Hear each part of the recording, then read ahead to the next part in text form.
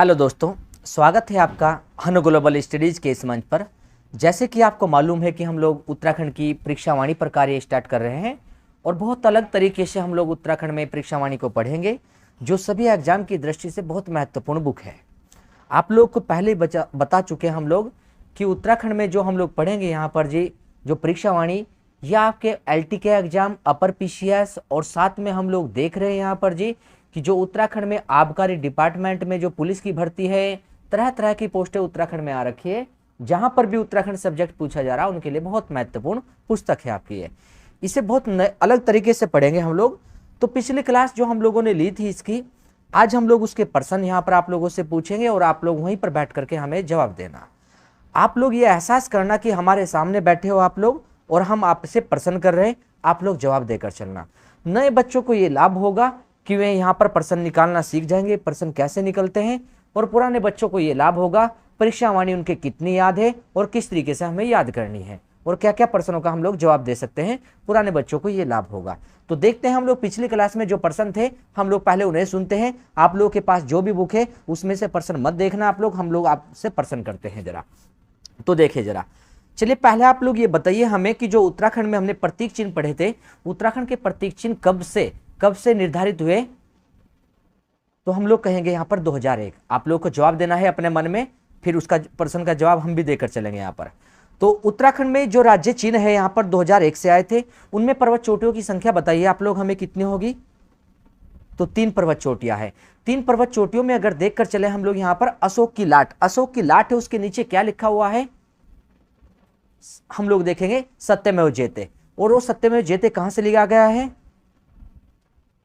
मुंडक उपनिषद से। और मुंडक उपनिषद से सत्यमेव जयते लिखा गया है। हम लोग पढ़ते हैं यहाँ पर गंगा, यहाँ पर नदी की कितनी लहरें दर्शाई गई है? 4 लहरें। वे कौन सी नदी है? गंगा, यमुना, रामगंगा और काली नदी। उसी के साथ में चलिए आप लोग बताइए हमें कि उत्तराखंड का राज्य पशु क्या है? कस्तूरी मृग। राज्य पशु का वैज्ञानिक नाम? राज्य पशु का वैज्ञानिक नाम बताइए। तो हम लोग कहेंगे मास्कस क्राइसोगास्टर। राज्य पक्षी क्या है? मोनाल। उसका वैज्ञानिक नाम? लोपोफोरस इम्पिजेनस। उसी के साथ बताइए आप लोग राज्य पुष्प क्या है? तो हम लोग कहेंगे यहां पर ब्रह्मकमल। राज्य पुष्प का वैज्ञानिक नाम? लोपोफोरस इम्पिजेनस। चलिए ये बताइए, सोसूरिया अबवेल्टा है, सोसूरिया अबवेल्टा। चलिए बताइए जो राज्य पुष्प है यहां पर जी ब्रह्मकमल, उसका स्थानीय नाम क्या है? सुगंधित पुष्प। सुगंधित पुष्प हम लोग स्थानीय नाम पढ़ेंगे कोलपदम। और यहां पर सुगंधित पुष्प कहां नाम मिलेगा? महाभारत के वन पर्व में। चलिए आप लोग हमें बताइए यहां पर कि राज्य जो पक्षी है मोनाल कितनी ऊंचाई पर मिलता है? 2500 से 5000 मीटर की ऊंचाई पर। और राज्य पशु कस्तूरी मृग कितनी ऊंचाई पर मिलता है? 3600 से 4400 मीटर की हाइट पर। चलिए राज्य पुष्प को बताइए कितनी ऊंचाई पर है? 4800 से 6000 मीटर की ऊंचाई पर। आप लोग ये बताइए जो हम लोग पढ़कर चले थे यहां पर, राज्य वृक्ष का नाम क्या था? तो उसका नाम था बोरांस। उसका वैज्ञानिक नाम था रोडोडेंड्रोन आर्बोरियम। चलिए बताइए कस्तूरी मृग संरक्षण के लिए हम लोगों ने पढ़ा था, कब संरक्षित घोषित किया गया उसे? 1972 में। चलिए आप लोग बताइए महारूढ़ी कस्तूरी मृग अनुसंधान कहां पर है? बागेश्वर में। कब का है ये? 1977। अस्कोट अभ्यारण्य कहां पर है? पिथौरागढ़ में। कब का है अस्कोट? 1986 का है। हमने कहा सर्वाधिक कस्तूरी मृग कहां मिलते हैं? अस्कोट में। और देखो कांचुला खर्क का संबंध किससे है? कस्तूरी मृग प्रजनन से। और कब का है कांचुला खर्क? 1982। कहां पर है कांचुला खर्क? चमोली में। तो आप लोग हमारे प्रश्नों के इसी प्रकार से जवाब देकर चलना कि जिस प्रकार से हम लोग यहां पर आप लोगों को पिछली क्लास में पढ़ा कर चले थे। नेक्स्ट क्लास में हम लोग आप लोगों से 5 या 7 मिनट के लिए हम लोग सुनने का काम करेंगे, उसके बाद में आप लोग यहां पर हमारे साथ आगे बढ़ना। तो चलिए देखते हैं। आप लोग एक प्रश्न और बताइए हमें यहां पर कि हिमालय पुष्पों का सम्राट कौन था? ब्रह्मकमल है। चलिए आप लोग ये भी बताइए हमें कि ब्रह्म कमल कौन से कुल का, एस्टेरेसी कुल। चलिए एक कस्तूरी मर्ग का कुल बताइए, कौन सा कुल है कस्तूरी मर्ग का, अंगुलोटा कुल। चलिए बताइए हमें मोनाल, मोनाल देखिए कौन से परिवार का, फैजेंडा। चलिए बताइए कस्तूरी मर्ग राज्य पशु कौन से परिवार का है ये, मोशिडे परिवार। मोनाल का मुख्य भोजन बताइए, आलू। और कस्तूरी मर्ग का मुख्य भोजन बताइए आप लोग, केदारपाती। चलिए हम लोगों को यह बताइए आप लोग कि ब्रह्म कमल की उत्तराखंड में कितनी प्रजाति है, तो 24 है। और पूरे विश्व में ब्रह्म कमल की 210। चलिए हमें यह बताइए कि कस्तूरी मर्ग की उत्तराखंड में कितनी प्रजाति है, कस्तूरी मर्ग की 4। तो मोनाल की प्रजाति बताइए कितनी है, उसकी भी 4 प्रजाति है। उसकी 4 प्रजाति के नाम बताइए, इपेलेक्स, स्केलेट्री, ल्यूरी, ल्यूपोफोर, एंस। चलिए चलिए अब हम लोग आगे बढ़ते हैं, क्लास को आगे बढ़ाते हैं। जरा ध्यान देना जरा चीजों पर आगे। अब देखो एक पॉइंट और सुनना ध्यान से आप लोग जरा।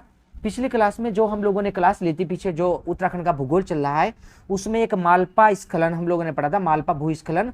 उसमें 1998 के स्थान पर 1898 हमने बोल दिया था। तो वहां पर 1898 नहीं, वो 1998 है।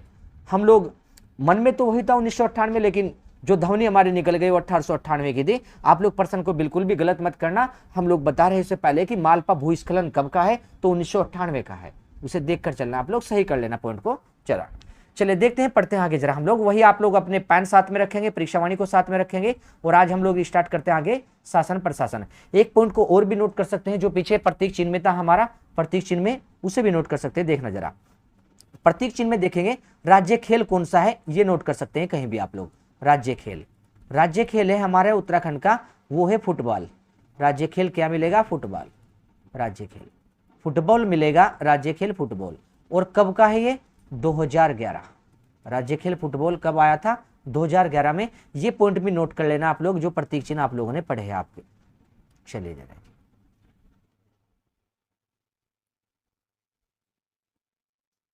आइए जरा आगे काम करते हैं। आज टॉपिक है आपका यहाँ पर जी शासन प्रशासन। टॉपिक मिलेगा शासन प्रशासन आपको जी। अब देखो इसे किस प्रकार से पढ़ेंगे, ये हम लोग संविधान का टॉपिक है और भारत के संविधान में इसे बिल्कुल डिटेल से समझेंगे।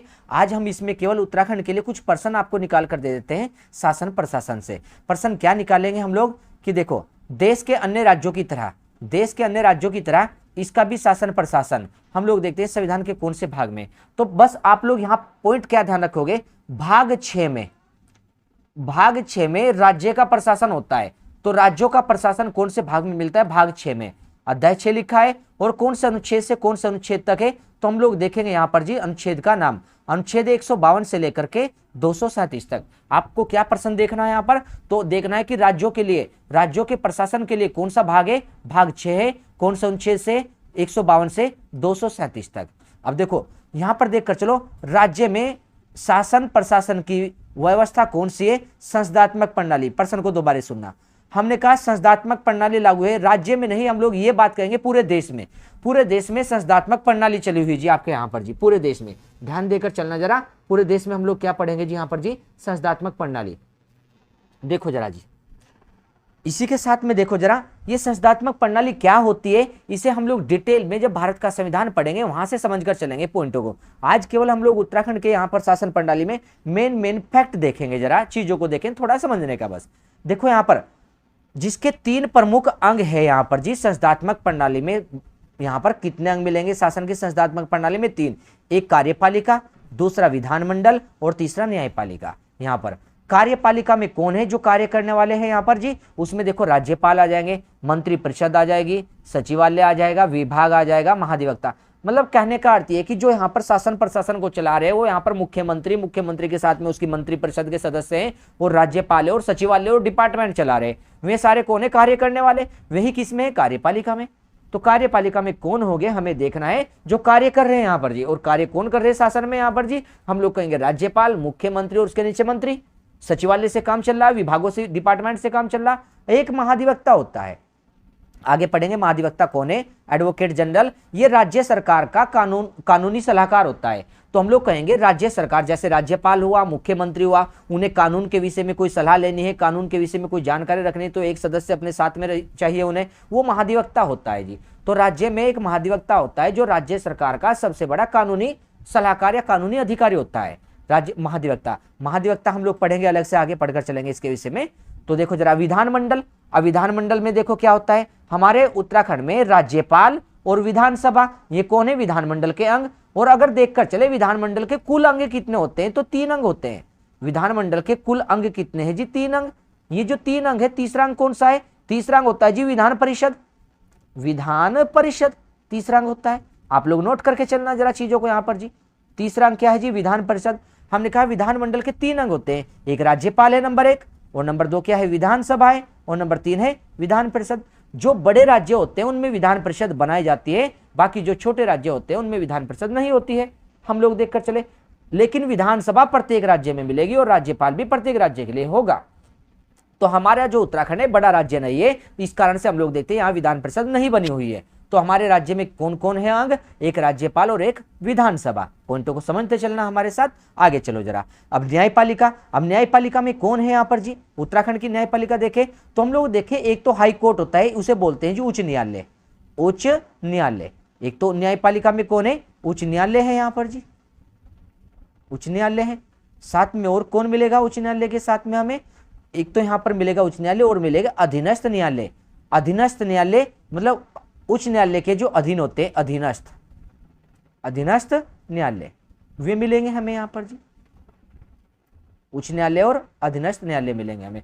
अब ये अधीनस्थ न्यायालय कैसे होते हैं, जैसे आप लोग तहसील में जाते हो तो तहसील में न्यायपालिका होती है, न्यायालय होते हैं तहसील में, डिस्ट्रिक्ट जिला न्यायालय भी होते हैं, जिला न्यायालय होते हैं, इन्हें हम लोग देखकर चलते हैं आपके। तो डिस्ट्रिक्ट कोर्ट होते हैं, और सबसे ऊपर हम लोग राज्य में देखते हैं हाई कोर्ट होता है। जो डिस्ट्रिक्ट कोर्ट है और डिस्ट्रिक्ट कोर्ट के नीचे जो छोटी छोटी अदालत बनी पड़ी है वे होते हैं हाई कोर्ट के अधीन, तो इन्हें बोलते हैं अधीनस्थ न्यायालय। ये सब हाई कोर्ट के नीचे होते हैं, तो अधीनस्थ न्यायालय होते हैं और उच्च न्यायालय होते हैं, ये होते हैं न्यायपालिका के पार्ट। देखिए अब पढ़ते हैं जी कार्यपालिका, जो ऊपर लिखी थी जी, जिसमें राज्यपाल होता है, मुख्यमंत्री होता है, अन्य सदस्य होते हैं जी, मंत्री गण होते हैं वहां पर जी, और महाधिवक्ता होते हैं, उन्हें पढ़ते हैं जी अब राज्य कार्यपालिका को। इनमें मेन चीजें पढ़ेंगे जो आवश्यक है पेपर के लिए अभी यहाँ से जी, बाकी डिटेल में समझ कर चलेंगे भारत के संविधान में हम लोग जी इन चीजों को। अब देखो जो राज्यपाल होता है, इसने लिखा है कौन सा आर्टिकल के तहत राज्यपाल होता है, पॉइंट को ध्यान देखना।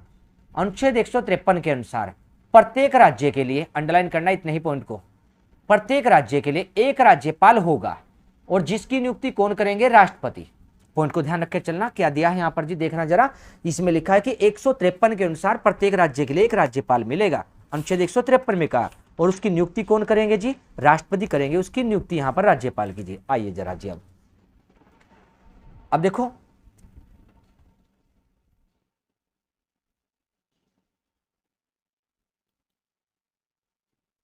जिसकी नियुक्ति कितने समय के लिए होगी, तो हम लोग देखेंगे 5 वर्ष के लिए। नियुक्ति कौन करेंगे, राज्यपाल की, तो राष्ट्रपति करेंगे, और कितने समय के लिए करेंगे, 5 वर्ष के लिए करेंगे, ये बात ध्यान कर रखनी है हमें। और देखो प्रत्येक राज्य के लिए राज्यपाल होगा, ये कहा 153 में, लेकिन इसकी नियुक्ति करेंगे राष्ट्रपति। ये कौन सा आर्टिकल में बात है, तो हम लोग कहेंगे, देखो जरा हमने जो पॉइंट लिया था आपका, उसमें एक पॉइंट ऐड करना जी आपको हमारे साथ, देखना जरा पीछे यहाँ पर जी, यहाँ पर लिखा है जरा देखिए, नियुक्ति राष्ट्रपति करेंगे, कौन सा आर्टिकल में, अनुच्छेद 155 के तहत। 155 के तहत इनकी नियुक्ति कौन करेंगे जी, राष्ट्रपति करेंगे यहाँ पर जी, 155 के तहत लिखकर चलना जी आप लोग यहीं पर जरा, अनुच्छेद 155 पॉइंट हो गया जी। अब देखो जरा, अब चलते हैं जी आगे, नेक्स्ट देखिए जरा, 5 वर्ष के लिए नियुक्ति होगी। अब देखो वह राष्ट्रपति के प्रसाद पर्यंत होता है, ये बात बहुत इंपॉर्टेंट है। राष्ट्रपति के प्रसाद पर्यंत का अर्थ क्या होता है, हम लोग कहेंगे राष्ट्रपति जब चाहे राज्यपाल को हटा सकता है, मतलब राष्ट्रपति की दया पर है राज्यपाल का पद, राष्ट्रपति जब चाहे उसे हटा सकता है राज्यपाल को वहां से, इसलिए इसे कहेंगे राष्ट्रपति के प्रसाद पर्यंत है राज्यपाल का पद। राज्यपाल राज्य का प्रथम नागरिक होता है। अब लिखा देखो, राज्य का प्रथम नागरिक कौन है जी, राज्यपाल है, यहाँ पर लिखा प्रथम नागरिक राज्यपाल होता है। अगर देश का प्रथम नागरिक कहे तो राष्ट्रपति, जैसी स्थिति देश में राष्ट्रपति की होती है ऐसी स्थिति राज्य में राज्यपाल की होती है। तो राज्यपाल राज्य का प्रथम नागरिक और देश का प्रथम नागरिक राष्ट्रपति होता है। जैसी स्थिति देश में प्रधानमंत्री की होती है ऐसी स्थिति राज्य में मुख्यमंत्री, देश में प्रधानमंत्री और राज्य में मुख्यमंत्री, देश में राष्ट्रपति और राज्य में कौन पढ़ेंगे हम लोग, राज्यपाल। यहां पर जी अब देखो जरा, राज्य कार्यपालिका का संवैधानिक प्रमुख कौन होता है राज्य में, अंडरलाइन करना इंपॉर्टेंट पॉइंट है जरा। राज्य की कार्यपालिका का संवैधानिक प्रमुख होता है राज्यपाल। अब संवैधानिक प्रमुख देखकर चलेंगे कौन है जी, राज्यपाल। और राज्य की कार्यपालिका शक्ति किसमें निहित होती है, राज्य की कार्यपालिका शक्ति यहां पर किसमें है, तो देखो जरा अंडरलाइन करना इतनी बात को, पहले इसे प्रश्न बनाओ। राज्य कार्यपालिका शक्ति किसमें है, राज्यपाल में निहित होती है, राज्यपाल में होती है। लेकिन यहां पर एक पॉइंट और लिखना है, राज्य की कार्यपालिका शक्ति राज्यपाल में निहित होती है। यहां लिखना है ये नाम मात्र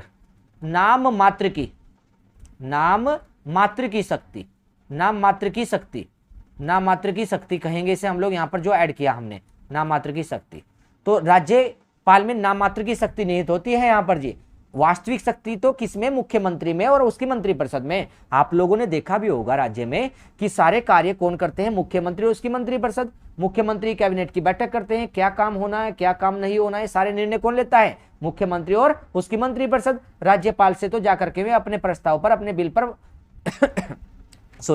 फिर हस्ताक्षर करवा लेते हैं वहां पर जाकर। इस कारण से हम लोग कहेंगे वास्तविक कार्यपालिका शक्ति मुख्यमंत्री और उसकी मंत्रिपरिषद में है, क्योंकि सारे निर्णय तो वे ही ले रहे, लेकिन राज्यपाल पर हस्ताक्षर कर लेते हैं, वहां पर अनुमति लेते हैं बस राज्यपाल से जाकर तो में वहां पर जी। इस कारण से उसके हाथ में तो केवल नाम मात्र की कार्यपालिका शक्ति है।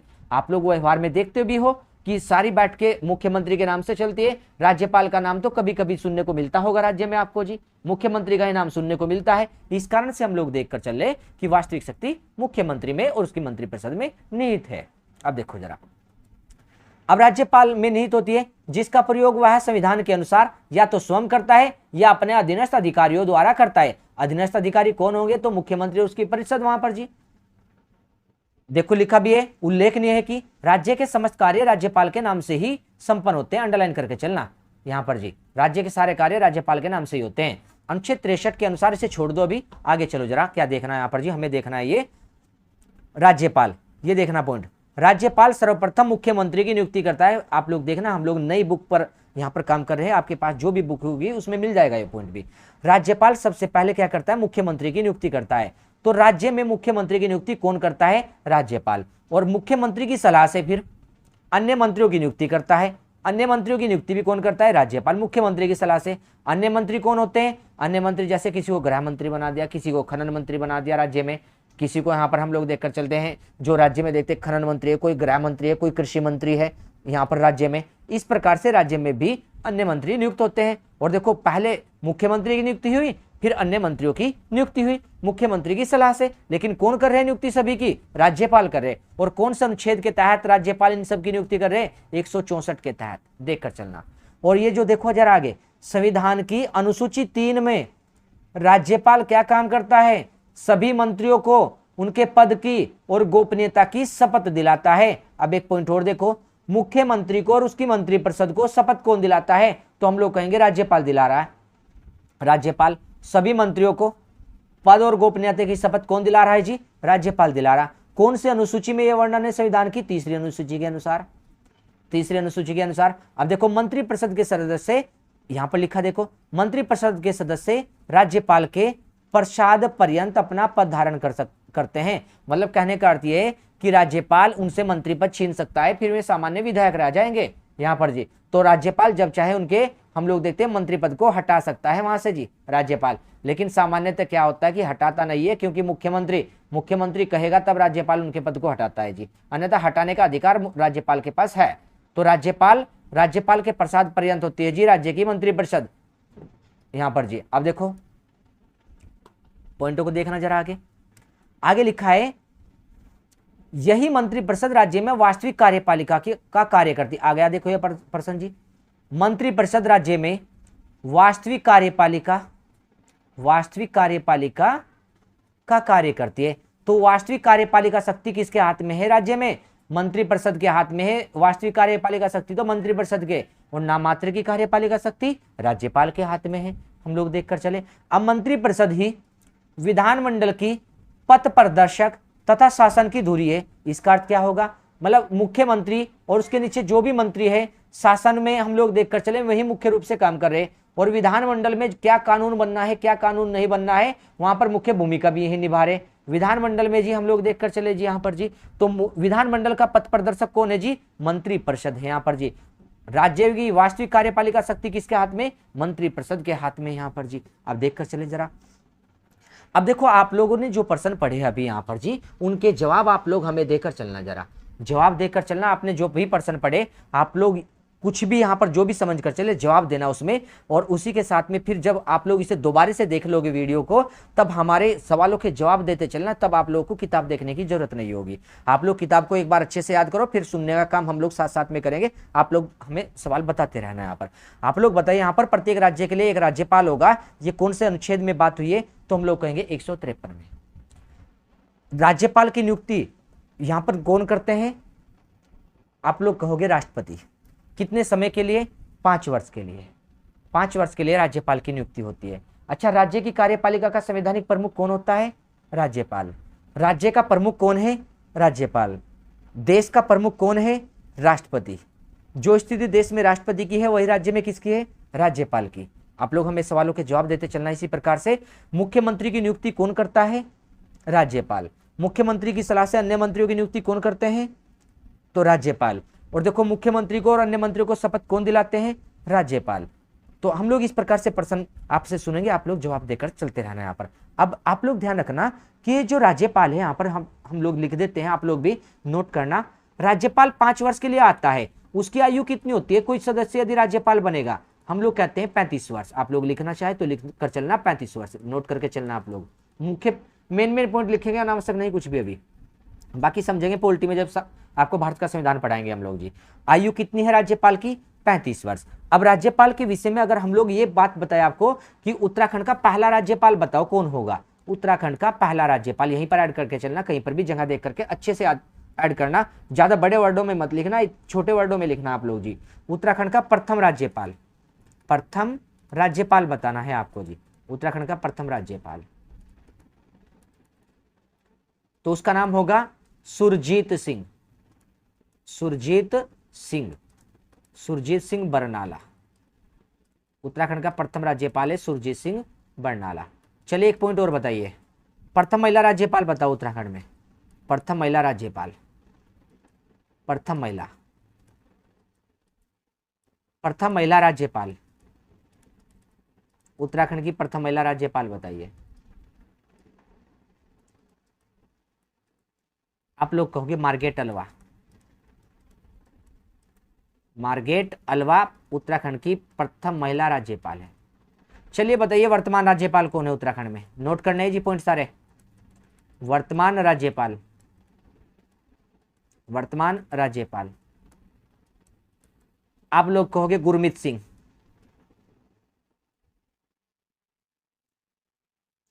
गुरमीत सिंह, वर्तमान राज्यपाल गुरमीत सिंह। बताइए कौन से नंबर के उत्तराखंड में, तो हम लोग कहेंगे 8वें नंबर के राज्यपाल गुरमीत सिंह यहाँ पर जी। तो हम लोगों ने अभी कुछ पॉइंट जाने हैं यहाँ पर जो महत्वपूर्ण है। एक पॉइंट और बता दीजिए कि राज्यपाल को शपथ कौन दिलाता है। हमने कहा आयु 35 वर्ष है, इन्हें शपथ कौन दिलाएगा राज्यपाल को, शपथ मुख्यमंत्री को शपथ दिला रहा राज्यपाल, लेकिन राज्यपाल को शपथ बताइए कि राज्यपाल को शपथ कौन दिलाएगा, ये है जी राज्यपाल। हम लोग बता रहे हैं जी राज्यपाल की शपथ बताइए कौन दिलाएगा, तो हम लोग कहेंगे हाई कोर्ट का मुख्य न्यायाधीश, हाई कोर्ट का मुख्य न्यायाधीश राज्यपाल को शपथ दिलाता है, न्यायाधीश। राज्यपाल की नियुक्ति कौन करता है, राष्ट्रपति, शपथ दिलाता है मुख्य न्यायाधीश। आयु है यहाँ पर 35 वर्ष, और कितने समय के लिए बनता है राज्यपाल, 5 वर्ष के लिए। और राज्य का प्रमुख कौन होता है, राज्यपाल होता है यहाँ पर जी। समझ गए आप लोग पॉइंटों को जरा, चलिए जरा आगे हम आते हैं जी अब मुख्यमंत्री पर। इसके भी मेन पॉइंट पढ़ेंगे केवल जी आप लोग अभी, मेन पॉइंट। अब देखो ये मुख्यमंत्री है, हम लोग जाने मुख्यमंत्री राज्य कार्यपालिका का वास्तविक प्रधान। इंपॉर्टेंट पॉइंट पीछे बता भी चुके कि राज्य की कार्यपालिका का वास्तविक प्रधान कौन होता है जी, मुख्यमंत्री होता है, और नाम मात्र का प्रधान राज्यपाल होता है। राज्य शासन का कप्तान मुख्यमंत्री को कह सकते हैं। और देखो मंत्रिमंडल में विशेष स्थिति होती है जिसकी, मंत्रिमंडल का सदस्य होता है, मंत्रिपरिषद इसी की होती है जी सारी।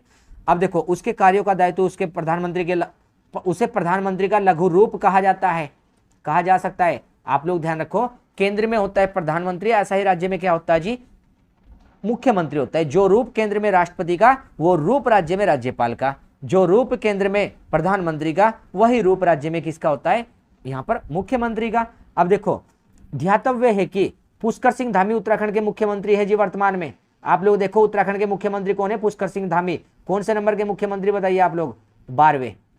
लेकिन एक पॉइंट बताइए आप लोग जरा, ये 12वें नंबर के हैं, 12वें मुख्यमंत्री हैं। हम लोग कहेंगे किस प्रकार से क्रम जुड़ा है ये 12वां इस प्रकार जुड़ा है कि पहला मुख्यमंत्री हम लोग देखकर चले, जो कौन बनाता है यहाँ पर जी, पहला मुख्यमंत्री जी हम लोग पढ़ते हैं उसे जी, यहाँ पर जी मुख्यमंत्री को बनाता नित्यानंद स्वामी। दूसरा बनाता फिर भगत सिंह कोश्यारी। अब देखो वो दूसरे नंबर का व्यक्ति हो गया। तीसरा बना नारायण दत्त तिवारी।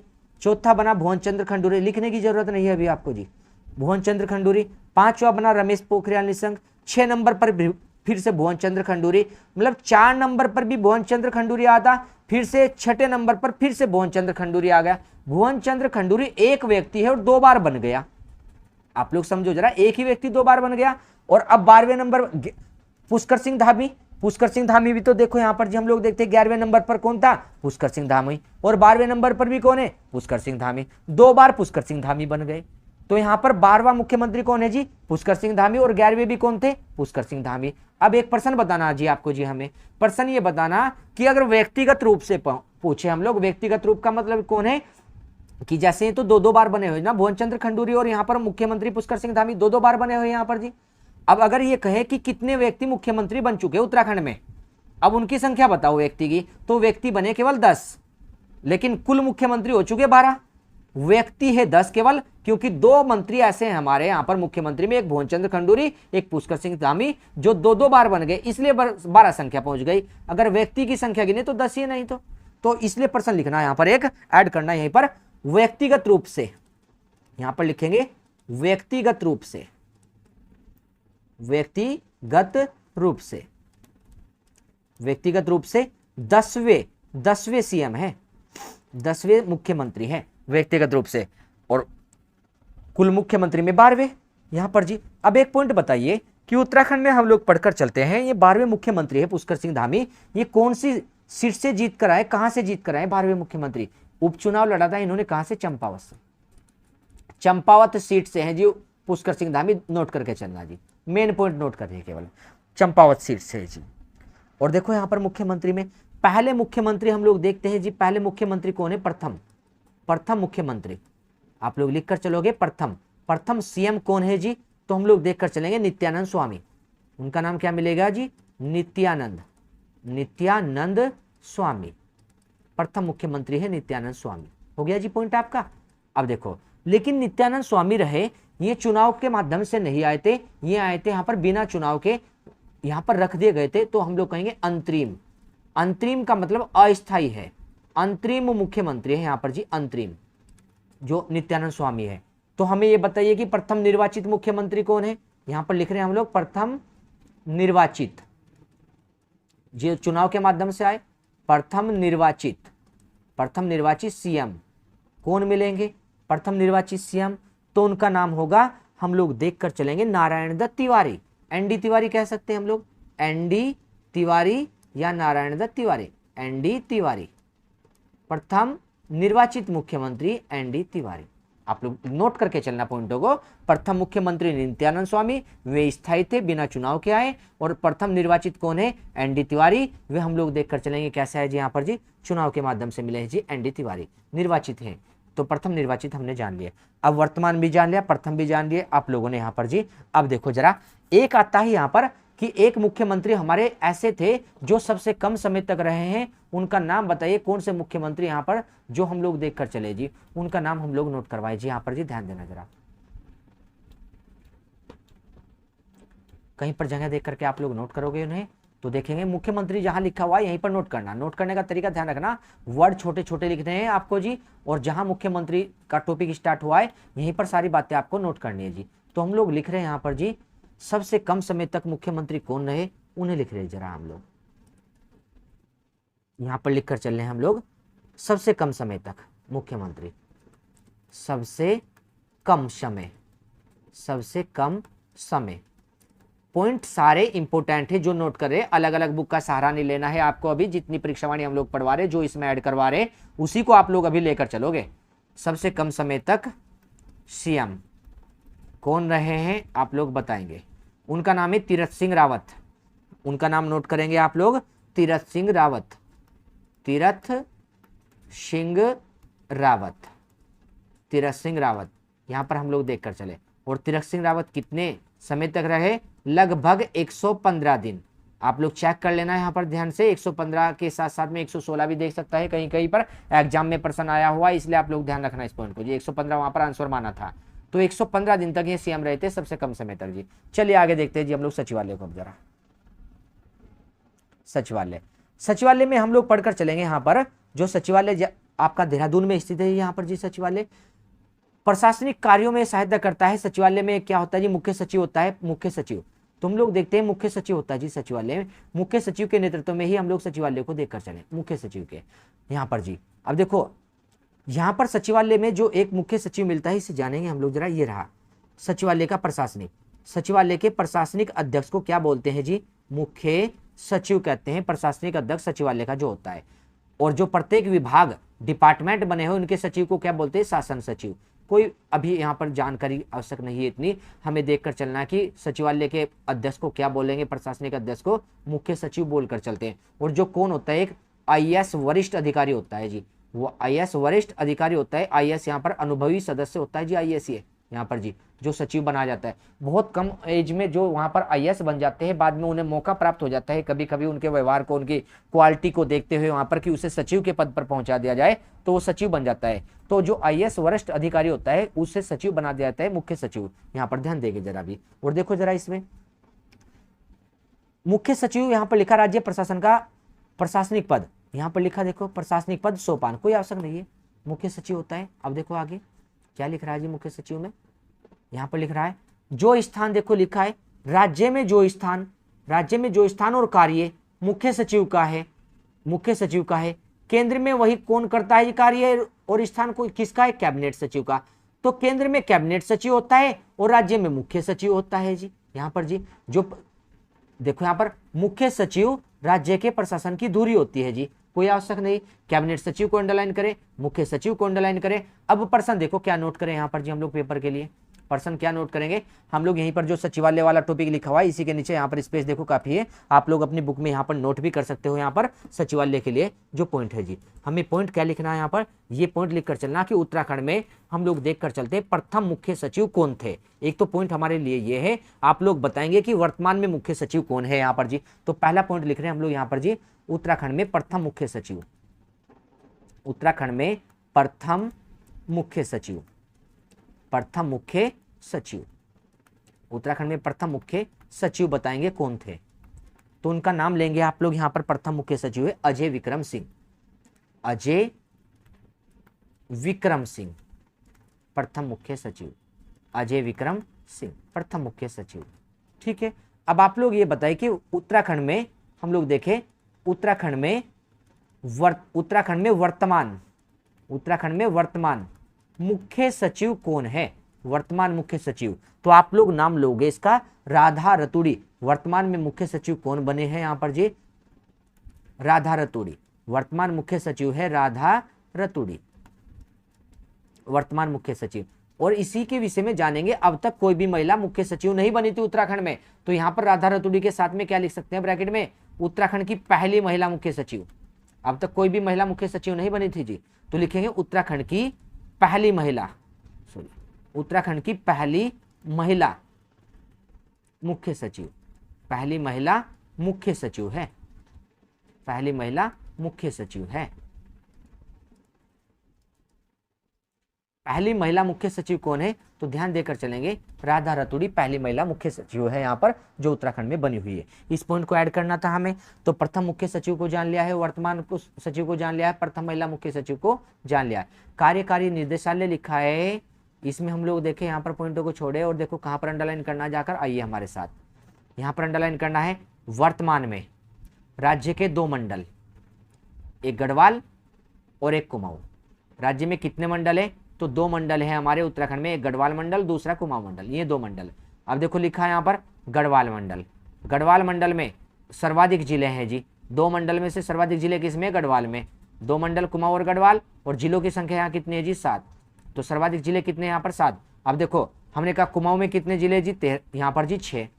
कुमाऊं में 6 जिले और गढ़वाल में कितने जिले जी? 7।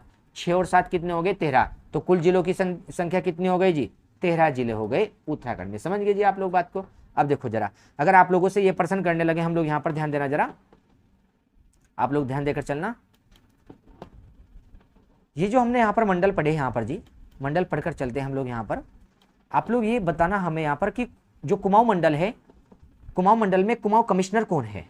ये जो कुमाऊं मंडल है, कुमाऊं कमिश्नर कौन है कुमाऊं मंडल में? तो हम लोग लिखेंगे नाम यहीं पर कुमाऊं कमिश्नर का, वर्तमान में कुमाऊं कमिश्नर। ठीक है जी।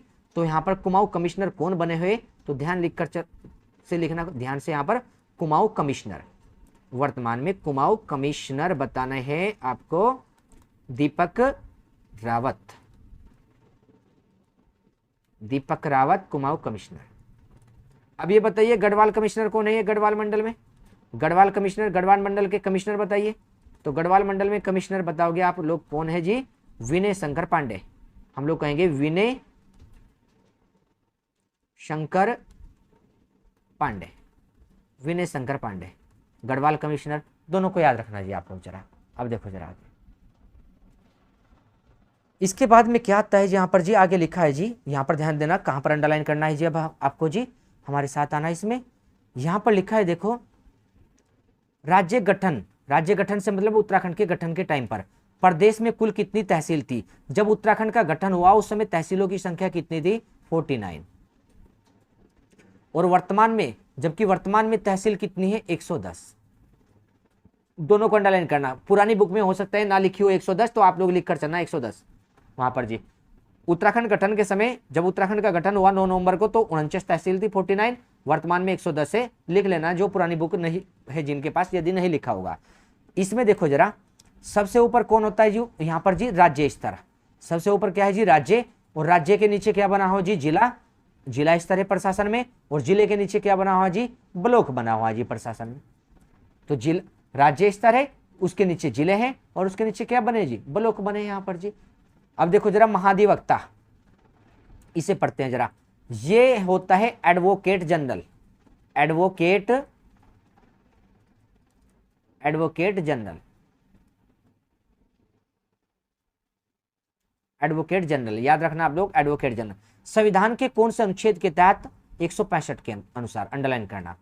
165 के अनुसार राज्य में क्या होता है जी? महाधिवक्ता। महाधिवक्ता की नियुक्ति कौन करते हैं? राज्यपाल। इंपोर्टेंट। महाधिवक्ता कौन से आर्टिकल में? 165। और नियुक्ति कौन करेंगे? राज्यपाल। और क्या अवधि या कार्यकाल होता है महाधिवक्ता? कब तक रह सकता है? जैसे राज्यपाल 5 साल तक रहेगा, तो अवधि नियत नहीं है। अवधि नियत नहीं है मतलब हम लोग कहेंगे राज्यपाल जब चाहे जब इसे हटा सकता है। देखो इसने कहा यहाँ पर राज्यपाल द्वारा नियुक्त किया जाता है और उसी के प्रसाद पर्यंत पद धारण करता है। अब प्रसाद पर्यंत से मतलब क्या है? राज्यपाल की इच्छा पर निर्भर है, राज्यपाल इसे कभी भी हटा सकता है। महाधिवक्ता का कोई कार्यकाल नहीं। तो हमें क्या याद रखना है इसमें कि अनुच्छेद 165 के अनुसार इसकी नियुक्ति राज्यपाल करता है, और ये राज्यपाल के प्रसाद पर्यंत होता है। किसके प्रसाद पर्यंत? राज्यपाल के या मुख्यमंत्री के, हम लोग कहेंगे राज्यपाल के प्रसाद पर्यंत। और क्या काम है इसका? हम लोग देखें यहाँ पर, अगर देखकर चले महाधिवक्ता को, तो हम लोग कहेंगे कानूनी सलाह देना राज्यपाल को, मुख्यमंत्री को, मतलब राज्य सरकार को या मुख्यमंत्री को। हम लोग देखेंगे राज्य का सबसे बड़ा कानूनी अधिकारी कौन है? तो हम लोग कहेंगे महाधिवक्ता। इसे कहेंगे राज्य का सबसे बड़ा यहाँ पर जी, राज्य का सबसे बड़ा विधि बोलते हैं कानून को, विधि या कानूनी अधिकारी कौन होगा? तो उसका नाम होगा महाधिवक्ता। अधिकारी वो कौन है जी? महाधिवक्ता राज्य का सबसे बड़ा विधि या कानूनी अधिकारी है यहाँ पर जी। तो ध्यान देकर चलने पॉइंटों पर। उसी के साथ देखो इसकी योग्यता क्या होनी चाहिए नियुक्ति के लिए? देखो लिखा है नियुक्त होने के लिए आवश्यक है कि वह क्या होना चाहिए? भारत का नागरिक हो। भारत का ही नागरिक यहाँ पर होगा तो उसी को बनाएंगे। और क्या होना चाहिए? 10 साल से अधिक टाइम वो न्यायिक कार्य से जुड़ा हुआ हो। 10 साल से अधिक हो गए हो किसी अदालत में काम करते हुए, कहीं पर न्यायालय में रह रहा हो वहां पर जी, तो हम लोग देखें 10 वर्ष से वो न्यायिक कार्यों से जुड़ा हुआ, कानून का ज्ञान भी तो होना चाहिए, ऐसे थोड़ा ना कि सबसे बड़ा कानूनी अधिकारी बना देंगे। तो 10 वर्ष से हम लोग देख कर चलेंगे वो किसी न्यायिक कार्य से जुड़ा हो, या कम से कम क्या हुआ हो, कम से कम 10 वर्ष से वो उच्च न्यायालय मतलब हाई कोर्ट में, अधिवक्ता मतलब वकील, तो या तो 10 साल तक वो कम से कम हाई कोर्ट में वकील रहा हो, या 10 साल तक किसी भी न्याय क्षेत्र से जुड़ा रहा हो, उसी को क्या बना सकते हैं, महाधिवक्ता। राज्य सरकार का सबसे बड़ा कानूनी अधिकारी है जी महाधिवक्ता। और इसके लिए योग्यता क्या रखी, पेपर के लिए ध्यान रखना कि 10 वर्ष से कम वो हाई कोर्ट में या तो अधिवक्ता रहा हो, नहीं तो क्या रहा हो जी, 10 वर्ष से वो न्याय कार्य में जुड़ा रहा हो, इसकी योग्यता होनी चाहिए, और भारत का नागरिक। सारे पॉइंट याद रखना, कौन सा आर्टिकल में, 165 में, और कौन नियुक्त करेगा, राज्यपाल। और देखो किसके प्रसाद पर्यंत, राज्यपाल के। क्या कार्यकाल होता है उसका, कार्यकाल निश्चित नहीं है महाधिवक्ता का। और देखो योग्यता क्या है, भारत का नागरिक हो या 10 वर्ष से वो न्याय कार्य से जुड़ा हुआ हो। इस प्रकार से हम लोग इसे देख कर चलेंगे। अब देखो राज्यपाल, यहां पर देखो जरा, इसमें लिखा हुआ है विधि विषयों पर राज्यपाल को सलाह देता है। तो कार्य देख लिया हमने, राज्यपाल द्वारा सौंपे गए विधि संबंधी कार्यों का संपादन यही करता है ये यहाँ पर। और देखो इसके पास क्या अधिकार है, वह सदनों की बैठकों में भाग ले सकता है। सदन क्या, वही विधानसभा और विधान परिषद की बैठक में जाकर भाग ले सकता है, वहां पर बोल सकता है कुछ भी वहां पर जी। और लेकिन जब कोई प्रस्ताव आएगा विधानसभा में, विधान परिषद में, उस पर मतदान नहीं करेगा, केवल भाग ले सकता है, अपनी बात को रख सकता है, लेकिन किसी बिल पर या प्रस्ताव पर मतदान नहीं करेगा ये। और देखो वर्तमान में उत्तराखंड के महाधिवक्ता कौन चल रहे, SN बाबुलकर। उत्तराखंड के महाधिवक्ता है SN बाबुलकर वर्तमान में जो चले हुए। चलो यहाँ पर एक पॉइंट और ऐड करो जरा, ये तो वर्तमान के महाधिवक्ता है, आप लोग नोट कर लेना सभी लोग। यहाँ पर पॉइंट लिखना कि उत्तराखंड के पहले महाधिवक्ता कौन है, एक पॉइंट ये लिखकर चलना, पहले महाधिवक्ता।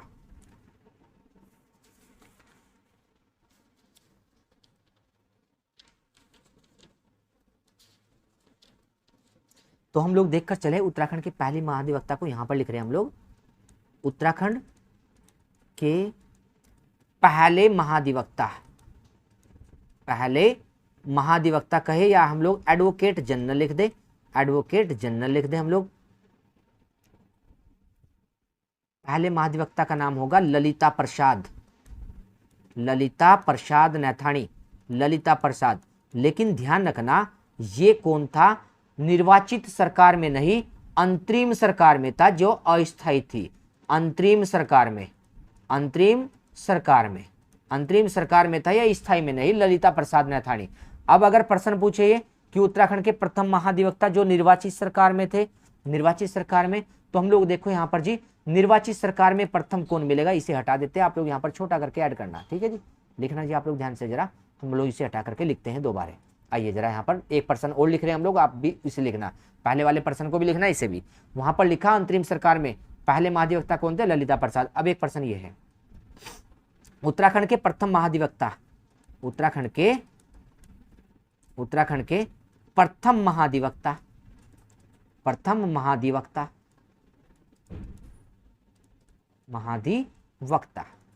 उत्तराखंड के प्रथम महाधिवक्ता, उनका नाम क्या होगा जी, यहाँ पर जी मेहरबान सिंह नेगी।